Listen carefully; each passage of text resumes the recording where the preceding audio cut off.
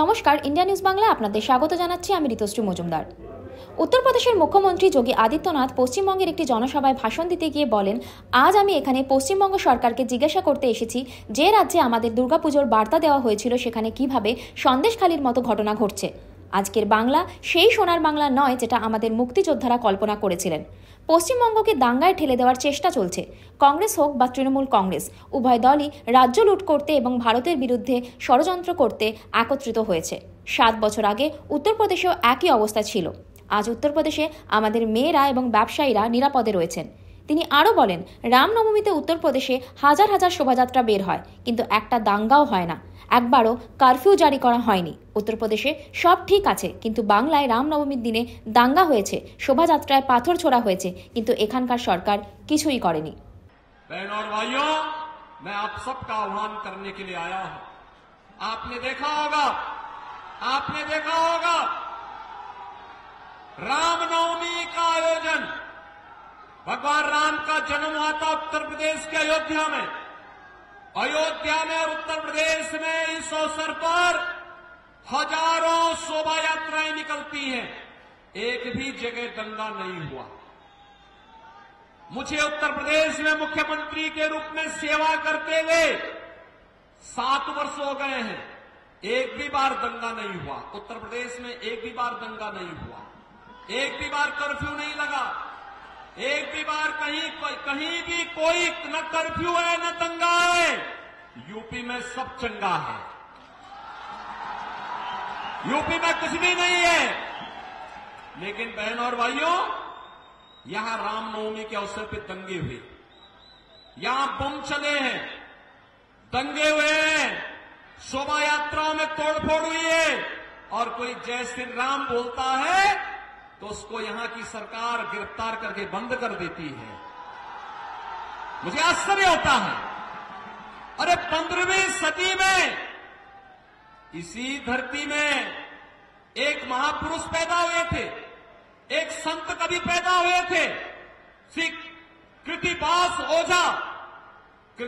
ओझा ने बांग्ला रामायण रची थी, और बांग्ला रामायण ने इतनी धूम मचाई थी कि घर घर राम की उपासना होनी शुरू हो गई थी।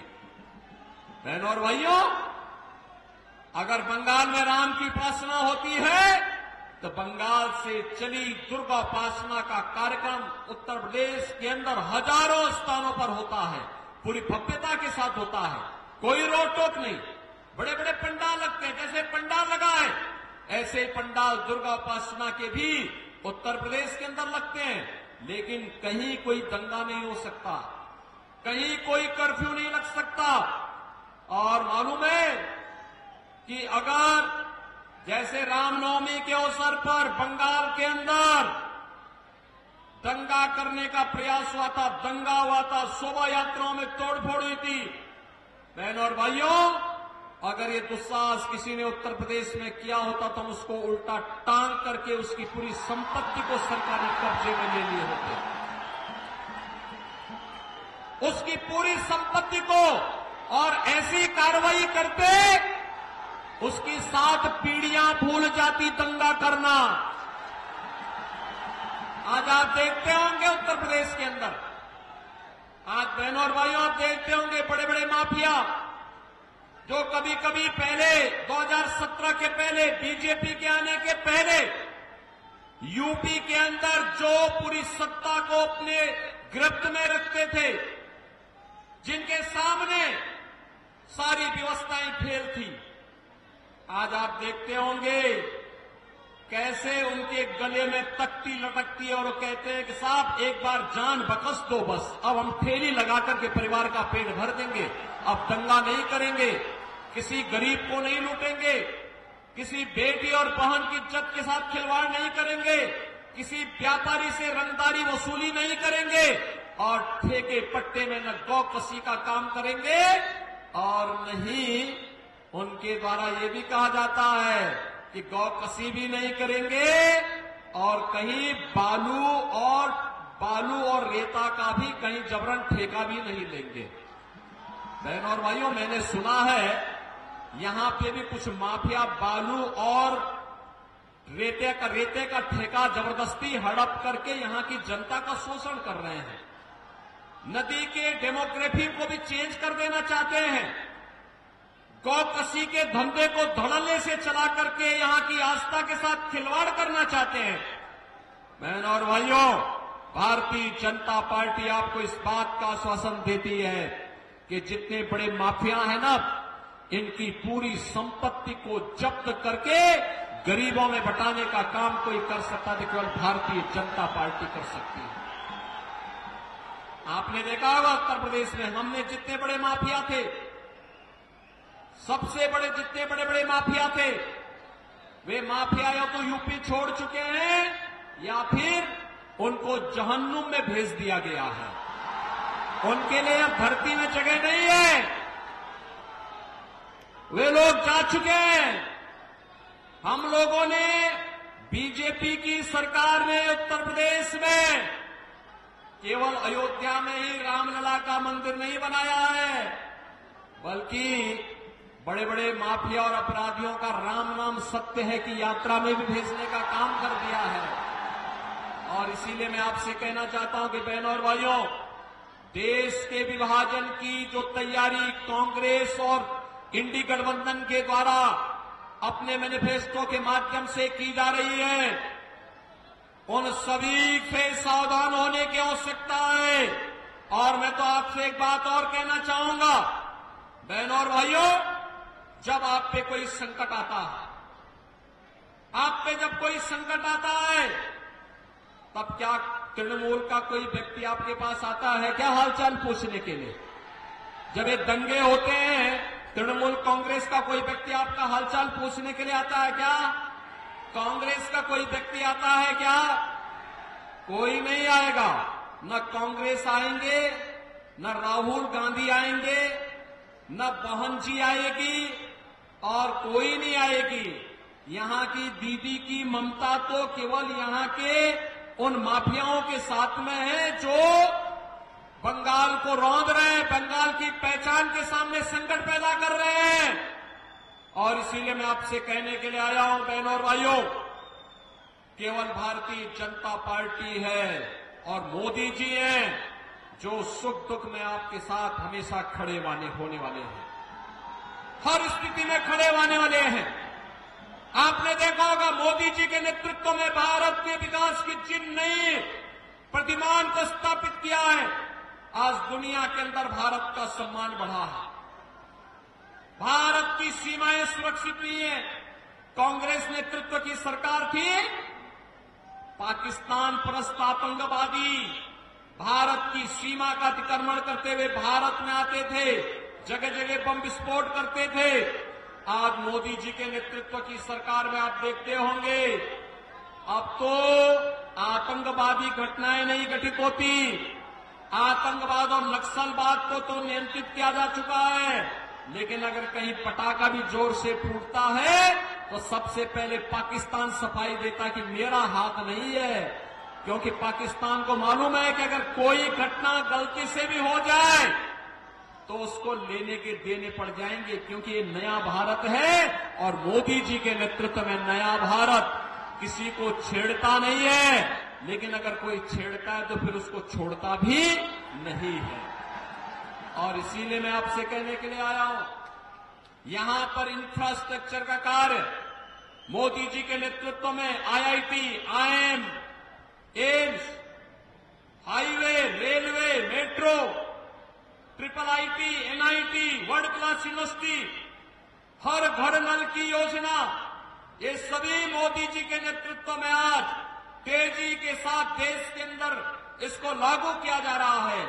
और बंगाल में तो तृणमूल कांग्रेस की सरकार मोदी जी की योजनाओं को जबरन रोकने का कार्य करती है, अन्यथा पूरे देश के अंदर 80 करोड़ लोगों को फ्री में राशन देने का काम पिछले 4 वर्ष से मोदी जी की सरकार कर रही है। बहनों और भाइयों, 60 करोड़ लोगों को 5 लाख रुपए की आयुष्मान भारत में स्वास्थ्य बीमा का कवर मिल रहा है।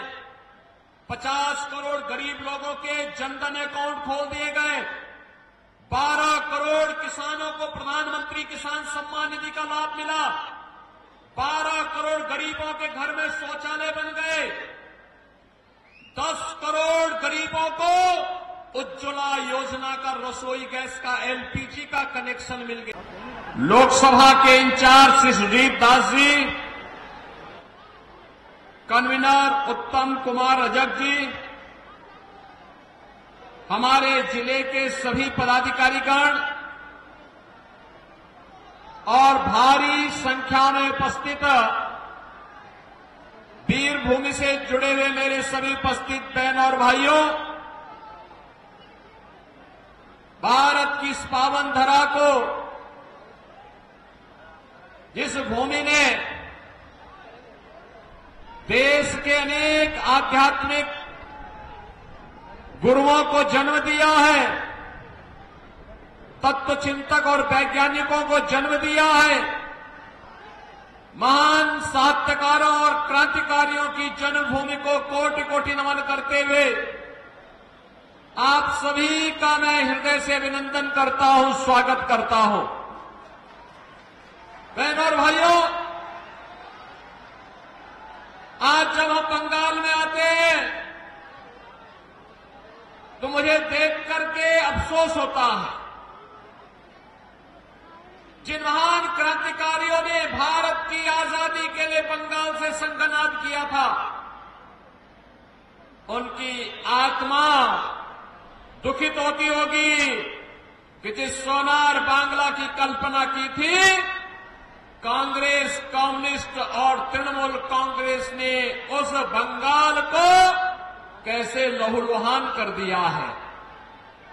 मुझे आश्चर्य होता है, जो बंगाल भारत की संस्कृति, भारत की सभ्यता और भारत के संस्कार की भूमि थी, आज जो बंगाल लहूलुहान है,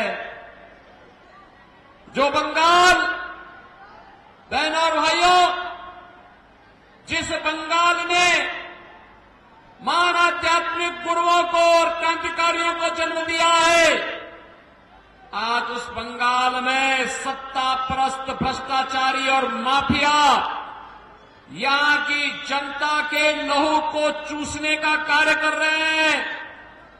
जिस बंगाल ने संस्कारों के माध्यम से एक नई नवजागरण का संघनाद किया था, दुर्गा पूजा का अनुष्ठान हो या फिर भारत को राष्ट्रगान और राष्ट्रगीत देने वाली भूमि, आज उस भूमि पर रामनवमी के अवसर पर दंगे हो जाएं और दंगा करने वाले सत्ता का संरक्षण प्राप्त कर ले।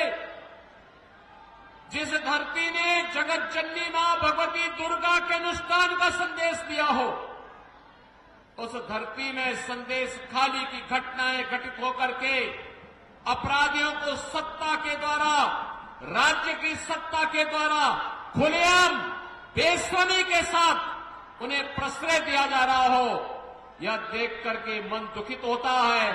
और उन सभी महापुरुषों का, उन धर्मगुरुओं का, उन क्रांतिकारियों का हृदय भी दुखित होता होगा जिन्होंने सोनार बांग्ला की कल्पना की थी। बहनों और भाइयों, आज जब 2024 के इस लोकसभा चुनाव के चौथे चरण के लिए संघनाद करने के लिए मुझे वीरभूमि में आने का अवसर प्राप्त हुआ है, तब मैं पूछना चाहता हूं यहां की तृणमूल कांग्रेस को और इंडी गठबंधन के साथ दिल्ली में सहयोग करने वाले, कांग्रेस के सहयोग करने वाले कम्युनिस्ट और तृणमूल कांग्रेस से मैं पूछना चाहता हूं, भारत के विभाजन का आधार क्या था? और क्या यह सच नहीं कि जिन कारणों से 1947 में भारत का विभाजन हुआ था, वही परिस्थिति आज कांग्रेस, तृणमूल कांग्रेस और कांग्रेस का इंडी गठबंधन फिर से देश के अंदर पैदा करना चाहता है, बंगाल के अंदर पैदा करना चाहता है। ये जनसांख्यिकी असंतुलन, डेमोग्राफी को चेंज करने का जो कुत्सित प्रयास हो रहा है, मुझे देखकर आश्चर्य होता है। वीरभूमि पार्लियामेंट्री कॉन्स्टिट्यूएंसी में 3 असेंबली कॉन्स्टिट्यूएंसी थी हैं, जिसकी डेमोग्राफी पूरी तरह चेंज हो चुकी है, और मात्र 4 ऐसी हैं जो मात्र जहां पर हिंदू बाहुल्य है। बहनों और भाइयों, हम कहां ले जाना चाहते हैं इस बंगाल को? ऐसे ही अनेक असेंबली बंगाल के अंदर ऐसी खड़ी कर दी गई है जो भारत की डेमोग्राफी को चेंज करने के साथ साथ जहां घुसपैठियों को सरेआम शरण देकर के अराजकता पैदा करने की छूट दी जाती हो। और ये साजिश 2024 के कांग्रेस और इंडी गठबंधन के मैनिफेस्टो में भी देखने को मिलता है। बहनों और भाइयों, यहां पर केंद्र की भारतीय जनता पार्टी की सरकार के द्वारा जो भी सहायता भेजी जाती है, वह सहायता यहां की जनता जनार्दन को नहीं मिलता है। उस सहायता को तृणमूल कांग्रेस उस सहायता को अपने स्वयं के गुंडों में बांटने का काम कर देती है, उसको हड़प लेती है, उसको अपने में समेट लेती है, जनता जनार्दन को उसका लाभ नहीं देने देती है। और जो मैनिफेस्टो इनका आया है, उस मैनिफेस्टो में एक तरफ कांग्रेस, तृणमूल कांग्रेस और कम्युनिस्टों के द्वारा झूठा मैसेज दिया जा रहा है, गुमराह करने का प्रयास हो रहा है। लेकिन बहनों और भाइयों, कांग्रेस और तृणमूल कांग्रेस का ये गठबंधन आपको ठगने के लिए आया है, गुमराह कर रहा है। इनके द्वारा मुस्लिम आरक्षण की वकालत करना, धार्मिक आधार पर, मजहबी आधार पर एक बार फिर से भारत के विभाजन की आधारशिला को सुदृढ़ करने जैसा है। और हमें किसी भी स्थिति में भारत का फिर दूसरा विभाजन नहीं होने देना है। किसी भी स्थिति में भारत का दोबारा विभाजन नहीं होगा। इसके लिए हमें धार्मिक आधार पर आरक्षण को हर हाल में रोकना होगा। कांग्रेस का मैनिफेस्टो कहता है, कांग्रेस का मैनिफेस्टो कहता है कि पिछड़ी जाति के लोगों को मिलने वाले आरक्षण में एक हिस्सा मिलाकर के मुसलमानों को दे देंगे।